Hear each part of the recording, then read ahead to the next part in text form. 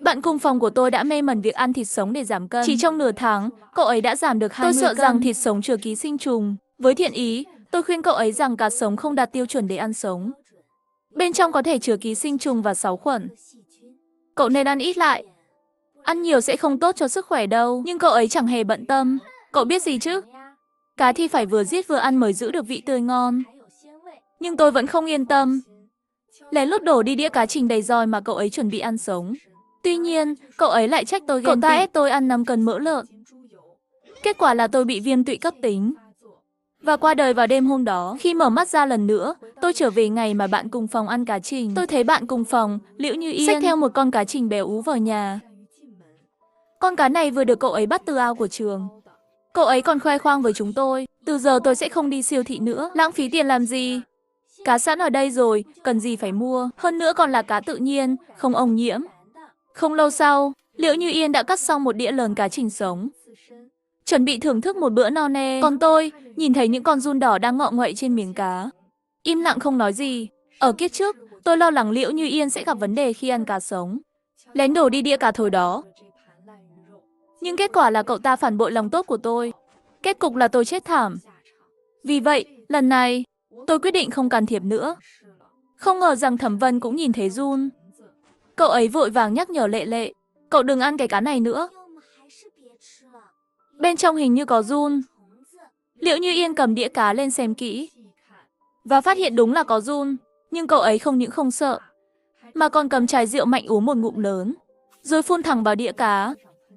Rượu mạnh có tác dụng diệt khuẩn rất tốt. Uống một ngụm này, tất cả giun đều chết hết. Nói xong, cậu ấy còn vỗ vai Thẩm Vân. Ở quê tôi ai cũng ăn như vậy, yên tâm đi. Kết quả, tối hôm đó, Liễu Như Yên bị ngộ độc thực phẩm và phải vào phòng cấp cứu. Giáo viên chủ nhiệm biết chuyện khi hay tin Liễu Như Yên ăn cá từ ao của trường. Ông vô cùng kinh ngạc, cá trong ao của trường. Ồ, đa số là những cựu nhân viên sống sót từ các thí nghiệm của khoa nông nghiệp. Không biết đã ăn bao nhiêu loại thuốc thử nghiệm. Liễu Như Yên thật sự gan dạ đấy. Tuy nhiên, nhờ phát hiện kịp thời, Liễu Như Yên chỉ nằm viện 2 ngày là khỏi hẳn. Sau khi bị cha mẹ phê bình, cậu ấy hứa sẽ không bao giờ ăn thịt sống để giảm cân nữa. Nhưng tôi lại chú ý đến sợi dây đỏ trên xương quai xanh của cậu ấy. Đây là dấu hiệu của việc trúng thực phì cốt. Người trúng độc sẽ bị sâu bọ điều khiển, ăn một lượng lớn thịt sống. Trong vòng 3 tháng, người đó sẽ chết trong đau đớn. Vì vậy, việc ăn thịt sống hay không đã không còn nằm trong khả năng kiểm soát của cậu ấy nữa. Hôm nay, tôi xuống dưới ký túc xá để cho mèo ăn. Phát hiện chú mèo cam đại hoàng đã biến mất. Tôi mở lon cá người yêu thích của nó. Nhưng cũng không thể dụ nó ra. Đến nửa đêm, tôi phát hiện tiếng nhai nút phát ra từ giường của Liễu Như Yên. Tôi lấy hết can đảm bước tới, chỉ để nhìn thấy cậu ấy đang nhai thân thể của đại hoàng. Máu me đầy miệng. Tôi hoảng sợ đến mức ngã xuống đất. Nhưng Liễu Như Yên lại chú ý đến tôi. Cậu ấy nở một nụ cười kỳ quái. Tôi sợ hãi nhắm chặt mắt lại. Khi mở mắt ra, tôi phát hiện mình đang nằm trên giường ký túc xá. May mà chỉ là một giấc mơ. Tuy nhiên, khi trời sáng, Liễu Như Yên lại gọi tôi, Mô Niệm. Cậu xuống đây ngay. Thấy tôi vẫn ngơ ngác ngồi trên giường, cậu ấy gắt lên. Nhanh lên, đừng lãng phí thời gian của tớ. Tôi vội vàng bò xuống giường. Cậu ấy chỉ vào chiếc cân điện tử bên cạnh. Lên cân ngay. Lập tức, tôi cảm thấy có điều không ổn. Kiếp trước, chính vì tôi nhẹ hơn cậu ấy 5 cân. Cậu ta đã ép tôi ăn 5 cân mỡ lợn. Và cuối cùng hại chết tôi. Lúc này, tôi căng thẳng bước lên cân. Màn hình hiển thị cân nặng của tôi là 96 cân.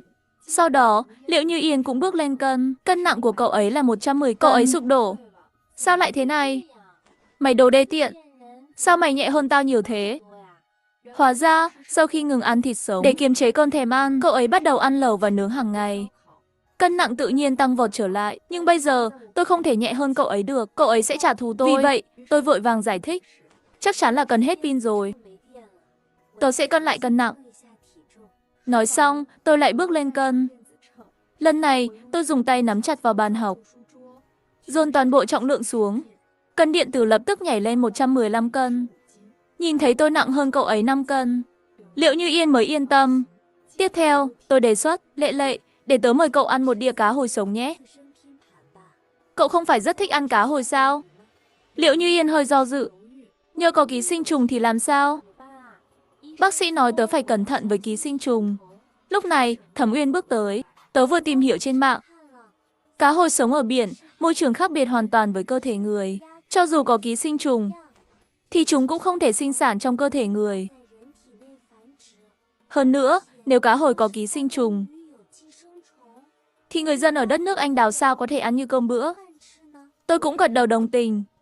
Sau đó, tôi đặt cho Liễu Như Yên một combo cá hồi cao cấp giá 199 tệ. Khi món ăn được đưa lên bàn, cậu ấy không kìm nén được nữa.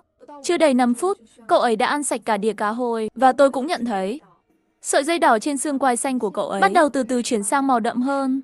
Ngày hôm sau, Liễu Như Yên lại đứng lên cân. Phát hiện ra rằng, chỉ qua một đêm, cậu ấy đã giảm 3 cân. Cậu ấy vừa ngạc nhiên vừa vui mừng. Ngay lập tức, cậu ấy đặt thêm nửa cân cá hồi sống để thưởng cho bản thân. Tớ sẽ tiếp tục ăn cá sống để giảm cân. Các cậu phải giữ bí mật giúp tớ nhé. Đừng nói với bố mẹ hay giáo viên chủ nhiệm của tớ đấy. Nói xong, cậu ấy hung dữ trừng mắt nhìn tôi. Ai dám ngăn cản tớ trở nên gầy đẹp, người đó sẽ phải chết. Cậu cứ yên tâm đi, chúng tớ đều mong cậu trở thành cô gái gầy nhất trường. Đây là lời thật lòng của tôi. Thực sự, để giúp cậu ấy giảm cân, tôi đã bỏ ra không ít công sức. Nhớ lại 3 tuần trước, tôi cố ý để tờ quảng cáo thuốc giảm cân lên bàn cậu ấy. Tờ quảng cáo có dòng chữ, hoặc là gầy, hoặc là chết. Công nghệ xanh giảm cân chuyên dụng. Chỉ cần một viên, không đau đớn, dễ dàng ăn cá sống no căng mà vẫn giảm cân. Liễu Như Yên rất dễ dàng mắc bẫy.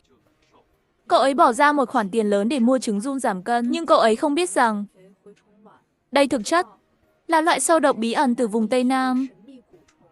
Cuối cùng sẽ ăn sạch chủ thể đến tận xương tủy. Nói về việc Liễu Như Yên ghen tị với tôi vì tôi gầy hơn cậu ấy. Cũng bởi vì trường tổ chức cuộc thi người mẫu. Cả tôi và cậu ấy đều đăng ký tham gia. Tôi cao 1m70, cân nặng 96 cân. Mọi người đều nói tôi có vóc dáng chuẩn của người mẫu. Vì vậy, tôi đã vượt qua vòng sơ tuyển một cách suôn sẻ và bước vào vòng chung kết. Còn Liễu Như Yên, cao 1m60, cân nặng 120 cân. Dù nhìn không quá béo, nhưng ngay cả vòng sơ khảo cũng không qua được. Lúc đó, lớp trưởng an ủi cậu ấy, cái nghề người mẫu này không phải ai cũng làm được đâu. Dù Ngô Niệm cao và gầy, nhưng sức khỏe kém. Mỗi tháng đều phải tốn tiền đi viện khám bệnh. Cậu tuy hơi béo, nhưng sức khỏe tốt mà. Sức khỏe mới là vốn liếng quan trọng nhất. Nhưng Liễu Như Yên chỉ nghe thấy tôi gầy hơn cậu ấy và cảm thấy khó chịu trong lòng. Cậu ấy bắt đầu lan truyền tin đồn về tôi, nói rằng tôi quan hệ bừa bãi với nhiều đàn ông, mỗi tháng đi viện là để phá thai. Cậu ấy còn lén làm rối giường của tôi, bôi lên đó một chất lỏng không rõ nguồn gốc, rồi chụp ảnh và đăng bài. Niệm Phúc, sinh viên năm nhất ngành tiếng Anh thương mại, có thể chú ý một chút đến đời tư không? Thanh danh của trường đại học hạng nhất quốc gia đều bị những kẻ như thế này làm ông uế rồi. Nếu không muốn học hành, thì nên nghỉ học luôn đi. Dưới sự tuyên truyền mạnh mẽ của cậu ấy, tôi hoàn toàn bị cô lập. Chính vì điều này, tôi đã định dùng trứng giun giảm cân để trả thù cậu ấy. Nhưng tác dụng của sâu độc quá nhanh và mạnh. Tôi bắt đầu sợ thật sự sẽ hại chết Liễu Như Yên. Vì vậy, tôi đã đổ bỏ món cá sống của cậu ấy. Nhưng cậu ấy vẫn vì ghen tị với tôi gầy hơn mà bức tử tôi. Vì vậy, lần này, tôi sẽ không ngăn cản cậu ấy nữa. Cứ để cậu ấy chịu chết đi. Sau khi ăn 2 bữa cá hồi sống, khát khao đối với thịt sống của Liễu Như Yên đã không thể kìm nén được nữa. Cậu ấy không chỉ ăn sống cá chép, cá chấm, mà còn ăn sống cả thịt bò, thịt cừu. Lần này, cậu ấy giảm cân nhanh hơn. Chỉ trong một tuần ngắn ngủi, cậu ấy đã giảm từ 110 cân xuống còn 98 cân. Nhìn vòng eo của cậu ấy nhỏ đi đáng kể. Các bạn cùng phòng đều nhìn với ánh mắt ngưỡng mộ. Thậm chí Thẩm Uyên còn hỏi cậu ấy, Lệ Lệ, phương pháp này của cậu thật sự hiệu quả quá. Tớ có thể theo cậu ăn vài ngày không? Nghe vậy, Liễu Như Yên cười, đương nhiên là được rồi. Muốn gầy thì cùng nhau gầy chứ. Nhưng Thẩm Uyên theo cậu ấy ăn hết 4 cân cá hồi trong một ngày. Cân nặng không giảm mà lại tăng. Liễu Như Yên tỏ vẻ châm biếm. Ai, cơ địa dễ gầy không phải ai cũng có đâu. 2 ngày sau, Liễu Như Yên tình cờ nhìn thấy quảng cáo một công ty giải trí nổi tiếng tuyển thực tập sinh. Cậu ấy lập tức đến công ty để đăng ký trực tiếp. Nhưng nhân viên tại đây lắc đầu. Bạn chỉ cao có 1m60 thôi. Cân nặng của bạn đã lên tới 96 cân. Quá béo rồi, trước buổi phỏng vấn, bạn nên giảm cân nhanh chóng. Lên hình sẽ khiến người ta trông béo hơn một vòng đấy. Muốn lên hình đẹp, cân nặng chuẩn là chiều cao trừ đi 120. Bạn chỉ có thể nặng tối đa 40 kg thôi. Nghe vậy, Liễu Như Yên chìm vào suy tư. Hiện tại chỉ còn 3 ngày nữa là đến buổi phỏng vấn. Trong 3 ngày mà phải giảm 16 cân, dù hút mỡ cũng không làm được. Vì vậy, cậu ấy lại tìm đến trứng giun giảm cân. Bắt đầu nghiên cứu kỹ lưỡng hướng dẫn sử dụng. Lúc này, cậu ấy nhìn thấy một điều cấm kỵ khi sử dụng, sau khi dùng trứng giun giảm cân. Cấm ăn hoặc uống máu tươi với lượng lớn trong thời gian ngắn. Nếu tiêu thụ hơn 1000ml máu tươi trong một ngày. Giun giảm cân có thể hoạt động quá mức, gây ra sự sụt cân nhanh chóng. Liễu Như Yên sáng mắt lên. Cậu ấy lập tức mua 2 cần huyết heo sống, cắt thành từng miếng và bắt đầu ăn. Sáng hôm sau, Liễu Như Yên hào hứng bước lên cân điện tử. Chỉ qua một đêm, cậu ấy đã giảm hẳn 5 cân. Hiện tại chỉ còn 91 cân. Cậu ấy vui mừng khôn xiết.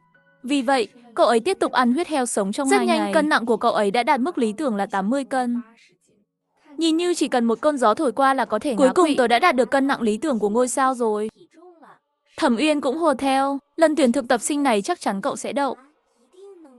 Còn tôi thì đứng bên cạnh, im lặng không nói gì, bởi vì tôi nhìn thấy những con sâu độc dưới da cậu ấy đã bắt đầu ngọ nguậy dữ dội.